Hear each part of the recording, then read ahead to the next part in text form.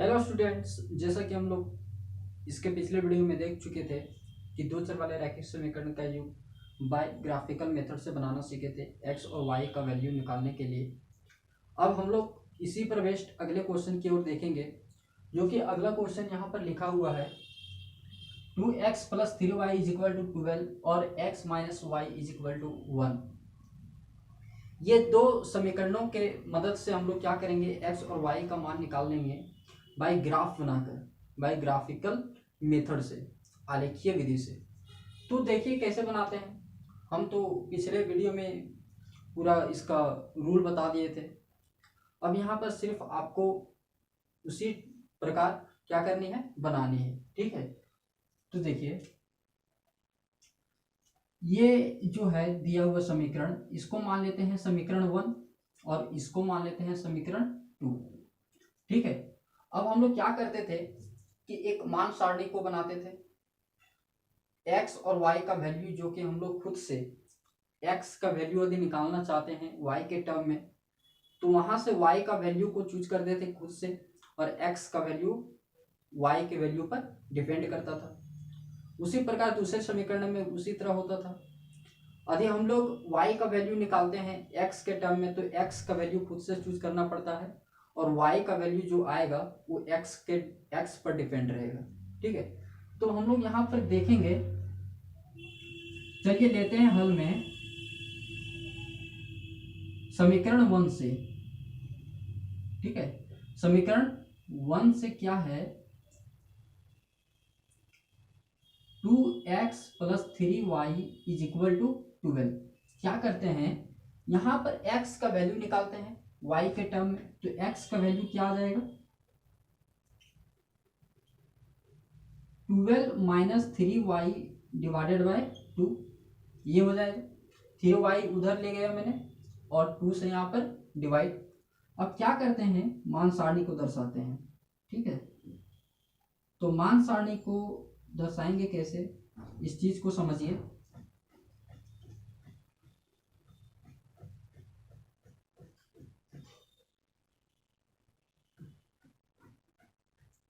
इसके पहले मैं एक पॉइंट को बताया था।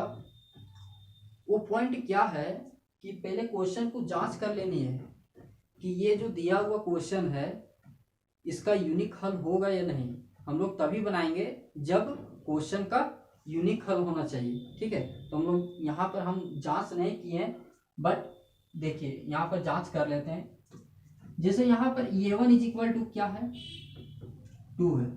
ठीक है, और b1 = 3 है, और c1 = कितनी है, -12। a2 = कितनी है, 1 है, और b2 = -1, और c2 = -1। अब हम लोग क्या करेंगे, a1 / a2 को ज्ञात करेंगे। a1 / a2 कितनी है, 2 / 1, और ये b1 / b2, b1 / b2 जो कि कितना है, -3 हो जाएगा, यानी 3 / -1, तो -3 / 1 लिख सकते हैं हम लोग।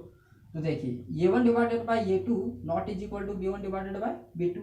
यहाँ से हम लोग क्या हुए, संतुष्ट हुए कि ये जो समीकरण है इसका हल जो होगा एक यूनिक हल होगा। ठीक है, तो हम लोग बनाएंगे जब यूनिक हल होगा तभी।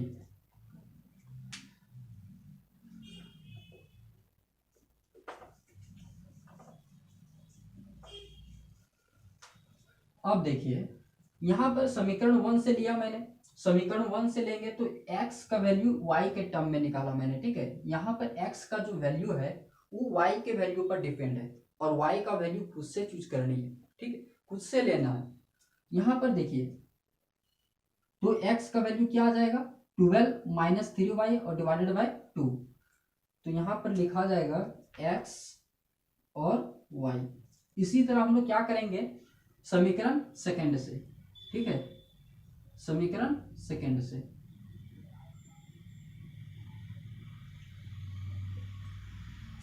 समीकरण सेकंड क्या है,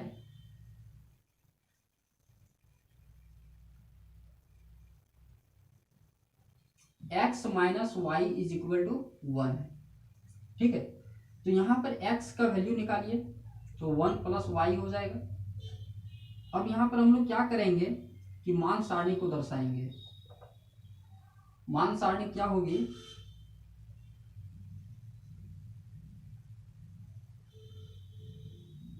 यहाँ पे x हो जाएगा और यहाँ पर y। अब क्या करेंगे, देखिए y का वैल्यू हम लोग लेंगे और x का वैल्यू क्या मिलेगा, ठीक है।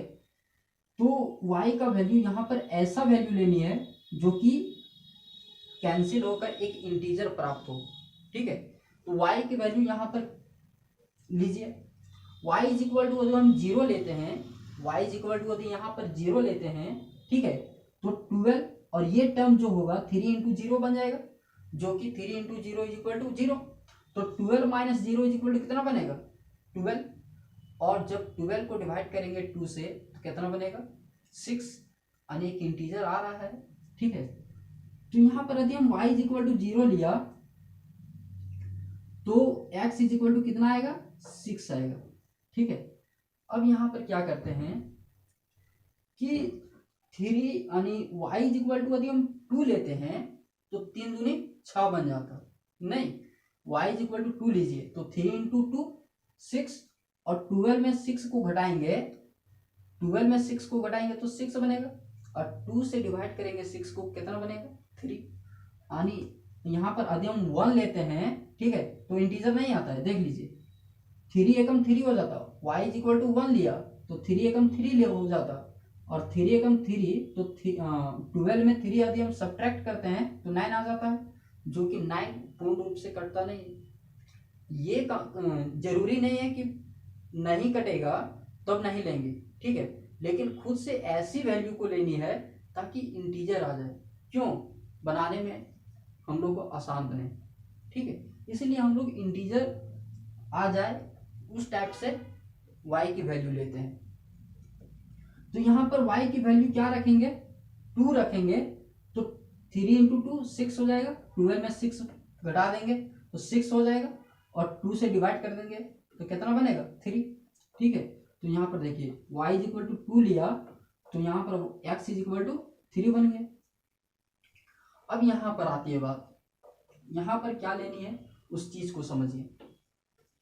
y इज इक्वल टू यदि हम जीरो लेते हैं, ठीक है, y is equal to zero लेते हैं तो x इज इक्वल टू कितना बनता है 1 बनता है, ठीक है। y इज इक्वल टू कितना जीरो तो x इज इक्वल टू 1, और y इज इक्वल टू यदि मैंने 2 लिया, y इज इक्वल टू 2 लिया तो x इज इक्वल टू, और यदि y इज इक्वल टू 1 लेता, ठीक है, y इज इक्वल टू 1 लेता यहाँ पर तो x इज इक्वल टू 2 बनता, x इज इक्वल टू 2 बनता, ये भी सेटिस्फाई हो जाए, ठीक है, ये भी अच्छा है। तो देखिए अब इसका हम लोग क्या करेंगे ग्राफ बनाएंगे, ठीक है, क्या करेंगे इसका ग्राफ बनाएंगे।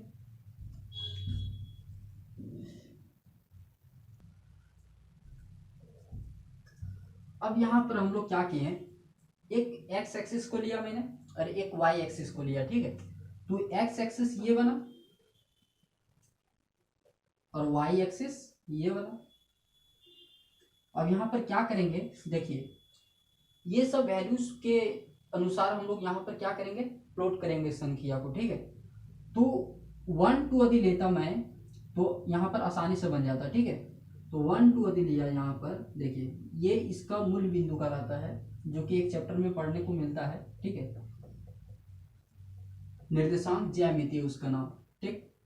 तो देखिए ये तो मूल बिंदु हो जाएगा, यहाँ पर 1 है, यहाँ पर 2, यहाँ पर 3 4 5 6, ठीक, और यहाँ पर -1 -2 -3,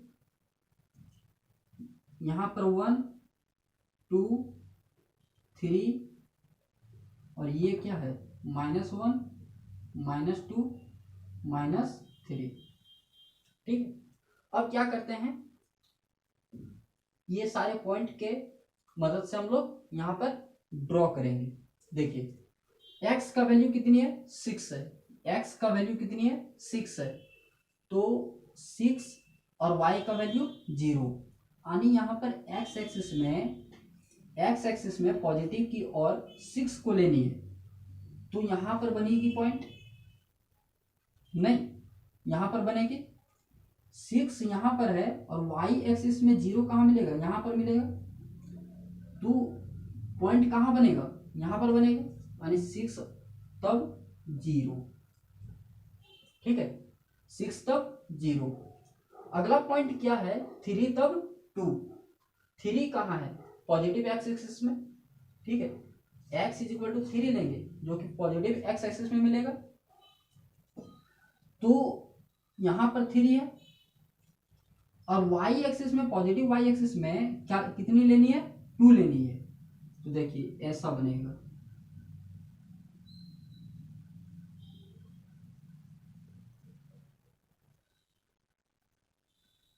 यहां पर कितना हो जाएगा, तिरछी है थोड़ा,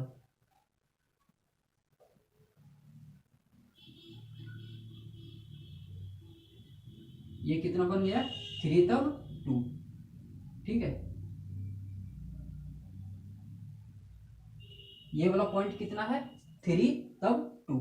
अब इसको क्या करेंगे मिला देंगे ऐसे, ठीक है, ऐसे पूरा स्ट्रेट में मिलाएंगे,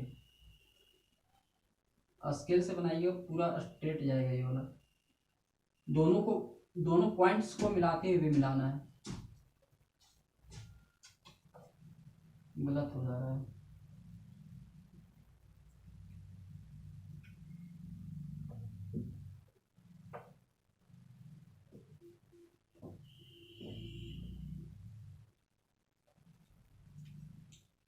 देखिएगा यहाँ पर इसको और आगे बढ़ाते हैं, पहले इसको मिलाते हैं, ठीक है, ऐसे जाएगा और ये इसको ऐसे खींच देते हैं, ये वाला बनेगा। अब ये वाला जो रेखा बना ये कौन सा इक्वेशन का है 2x plus 3y is equal to 12, ठीक। अब क्या करेंगे इसको प्लॉट करेंगे, तो यहां पर 1 तब 0 है, 1 तब 0, तो पॉइंट कहां बनेगा यहीं पे, 1 तब 0, फिर 2 तब 1 है, 2 फिर 1, यानी ऐसे बनेगा,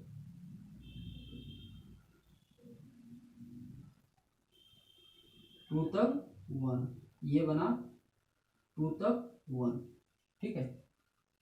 तो क्या करेंगे इसको, देखिए दोनों पॉइंट्स को मिलाते हुए चलना है, दोनों पॉइंट्स को मिलाएंगे तो देखिए कहां पर है, ये दोनों पॉइंट है, ये वाला और ये वाला, ठीक है, ये वाला और ये वाला, तो इसको मिलाइए,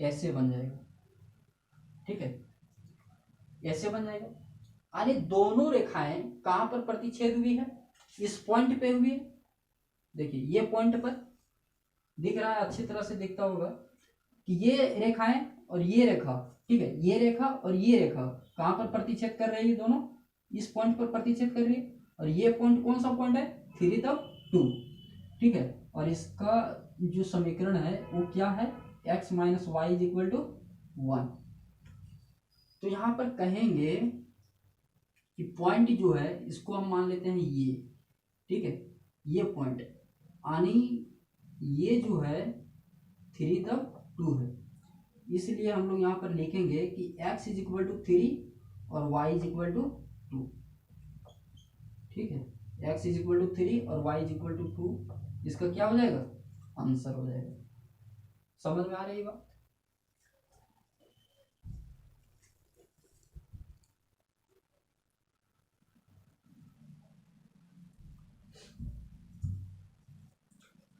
अब हम आपसे एक विनती है कि इस प्रकार के जितने भी सवाल हैं आपको एनसीईआरटी बुक में मिल जाएगा, ठीक है। और वहाँ से आप लोग सॉल्व कीजिए बाय ग्राफिकल मेथड से, ठीक है। और यहाँ पर भी कुछ क्वेश्चन दिया हुआ है, इसको भी सॉल्व कर लीजिएगा, ठीक है। एक पॉइंट को मैं बता देना चाहता हूँ कि कैसे जल्दी बनाना है, कैसे पॉइंट को लेंगे, ठीक है। तो देखिए 2 पॉइंट को लीजिएगा, जब हम मान सारणी बना रहे थे वहां पर,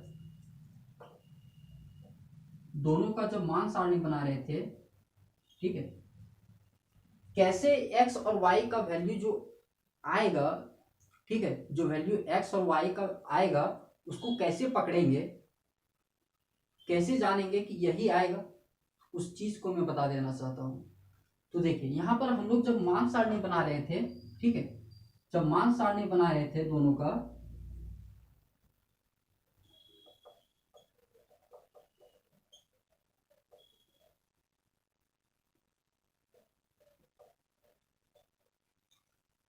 तब हम लोग x और y का वैल्यू निकालते थे, ठीक है, x और y का वैल्यू निकालते थे।